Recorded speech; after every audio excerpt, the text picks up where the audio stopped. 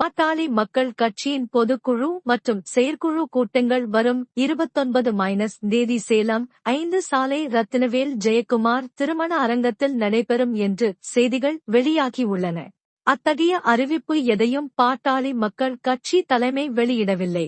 பாட்டாளி மக்கள் கட்சியின் அமைப்பு விதிகள் 15, 16 ஆகியவற்றின் அடிப்படையில் பாட்டாளி மக்கள் கட்சியின் பொதுக்குழு உள்ளிட்ட எந்த கூட்டமும் பொதுக்குழுவால் தேர்வு செய்யப்பட்ட கட்சியின் தலைவர், பொதுச்செயலாளர் ஆகியோரால் கூட்டப்பட்டு பொதுக்குழுவால் தேர்ந்தெடுக்கப்பட்ட கட்சித் தலைவரின் தலைமையில்தான் நடத்தப்பட வேண்டும்.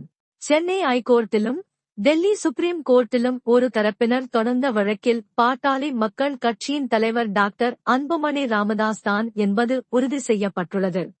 பொதுக்குழுவை கூட்டவும் அதற்கு தலைமையேற்கவும் அவரை தவிர வேறு யாருக்கும் அதிகாரம் இல்லை. பாட்டாளி மக்கள் கட்சியின் பெயரை தவறாக பயன்படுத்தி சேலத்தில் சட்டவிரோதமாக செயற்குழு மற்றும் பொதுக்குழு என்ற பெயரில் ஒன்று கூடல் ஏற்பாடு செய்யப்பட்டிருப்பது குறித்தும் தேர்தல் ஆணையத்திற்கு தலைமை முறைப்படி தெரிவித்திருக்கிறது.